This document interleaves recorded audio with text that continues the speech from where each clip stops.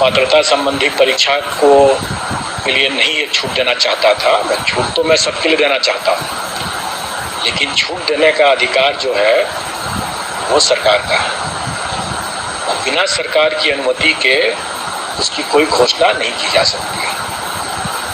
और इसीलिए मैंने अर्हता संबंधी कोई परीक्षा के लिए ये घोषणा किया था। कुछ नासमझ लोग अपनी नासमझी में या अति उत्साह में आकर के इसको ये लोग पात्रता संबंधी परीक्षा पर भी मान बैठे।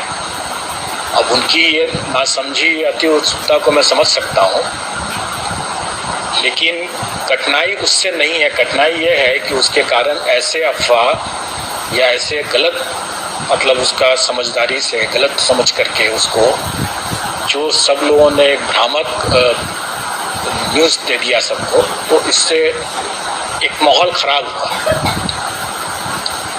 वहाँ भी उसको भी लोग समझ सकते हैं उस सब बातों को, लेकिन उसमें सबसे दुखद बात यह है कि ऐसे नासमझ लोग जो कल को हो सकता है कि राज्यकर्मी भी बन जाए, अभ्यर्थी होंगे इसके भी, और वो अपमानजनक शब्द ऐसे भाषा का प्रयोग करने लगे और मुझे कॉल भी करने लगे कि आपने तो कहा था ऐसा। ऐसे आचरण करने वाले जो नासमझ या अति उत्साही व्यक्ति हैं, अगर ऐसे राज्यकर्मी अगर हो जाएंगे तो क्या राज्यकर्मी के लिए ऐसा आचरण मान्य होगा, स्वीकार्य होगा? नहीं स्वीकार्य होगा। ऐसे अगर राज्यकर्मी अगर होते जो इस तरह का आचरण संवैधानिक संस्था के ऊपर, संवैधानिक पदाधिकारियों के ऊपर इस तरह का आरोप, गलत आरोप और अपमानजनक शब्दों का प्रयोग करना, उनसे जवाब सवाल करना गलत समझ करके, अपनी नासमझी में करके ऐसा मिसकंडक्ट जो करते हैं कोई सरकारी कर्मचारी, तो उनको उनकी बर्खास्तगी भी हो सकती है। तो क्या अगर राज्यकर्मी को की अगर बर्खास्तगी हो सकती है ऐसे मामलों में, तो क्या अभ्यर्थी के ऊपर कार्रवाई नहीं हो सकती है या नहीं होनी चाहिए?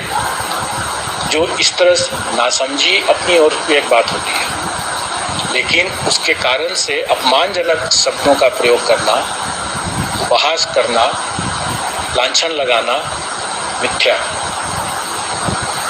ये उनके चरित्र बतलाता है, जो कि सरकारी कर्मचारी होने के लिए उपयुक्त चरित्र नहीं है ये। और हो सकता है कि इसकी खामियाजा उन लोगों को भुगतना पड़े, जो ऐसे जो नासमझ लोग अपने अति उत्साह में आ करके अनाप शनाप इस तरह की बात किए हैं। ये तो मैंने अपने उस पिछले पीसी के बारे में बताया, उसके संदर्भ में कि मैंने अर्हता संबंधी घोषणा किया था, तो अर्हता संबंधी परीक्षा के लिए, पात्रता संबंधी परीक्षा के लिए नहीं। लेकिन इसका ये मतलब नहीं है कि मैं पात्रता संबंधी परीक्षा के अभ्यर्थियों को मौका नहीं देना चाहता था। मौका जरूर देना चाहता था, लेकिन उसका निर्णय राज्य सरकार को ही करना था, और जब तक राज्य सरकार उसकी घोषणा नहीं कर देती है, तब तक उसको ऐसा मौका मेरे स्तर से देना संभव नहीं है। मैं चाह करके भी वैसा मौका नहीं दे सकता। कल हमारी बैठक शिक्षा विभाग के अपर मुख्य सचिव पाठक जी आए थे और उनके पदाधिकारी टीम भी आई हुई थी, और हम लोगों ने यहाँ पर आयोग में बैठक करके और सर्वसम्मति से यह निर्णय लिया कि सीटेट जुलाई के अभ्यर्थी जो होंगे, अपीयरिंग मतलब जो कैंडिडेट्स होंगे, उनको मौका दिया गया और उनको मौका दिया जाएगा, और ये अधिसूचना निर्गत हो गई है और इसीलिए मैं इसकी घोषणा भी कर रहा हूँ। दूसरी बात कि ये परीक्षा जो है ये 20 अगस्त को होने वाली है, और हमारी परीक्षा टीआरई की जो परीक्षा है वो पूर्व से घोषित है 19, 20 और 26, 27। तो अब मैं समझ सकता हूँ कि अगर सीटेट अभ्यर्थी को अगर मैं अपनी सीटेट की परीक्षा अगर 20 तारीख को देंगे और हमारी परीक्षा भी अगर 20 तारीख को है, तो फिर से एक टकराव की स्थिति उत्पन्न होती है। और चूंकि वो सीटेट की परीक्षा राष्ट्रीय स्तर की परीक्षा है, इसलिए मैं अपनी परीक्षा को तिथि में थोड़ा परिवर्तन करूँगा और ये परिवर्तन करके मैं उसको 4 दिन लगातार कर दूँगा। मतलब कि जो अभी 26-27 है, 19-20 और 26-27 है, तो उसको बदल करके 24-25, 26-27 4 दिन लगातार वो परीक्षा हो जाएगा, जिससे कि किसी को कोई कठिनाई नहीं होगी। और जैसा मैंने पहले भी स्पष्ट किया हुआ है, मेरे विज्ञापन में भी निकला हुआ है कि अगर अभ्यर्थियों की संख्या अधिक हो जाएगी तो मैं 2 शिफ्ट में परीक्षा लूँगा, उसकी बाध्यता हो जाएगी। और वैसी स्थिति में हमारा प्रयास रहेगा कि इन्हीं 4 तिथियों में, मतलब 24-25, 26-27, इन्हीं 4 तिथियों में मैं प्रथम शिफ्ट एंड सेकेंड शिफ्ट में करके, प्रथम पाली और द्वितीय पाली करके दोनों शिफ्ट की परीक्षा इन्हीं 4 दिनों में कर लूँगा। अगर अभ्यर्थियों की संख्या जो एक सर्टेन सीमा, जो हमारी कैपेसिटी है, आवासन की जो क्षमता है, उसके से ज़्यादा अगर होगा तो मैं ऐसा कर लूँगा।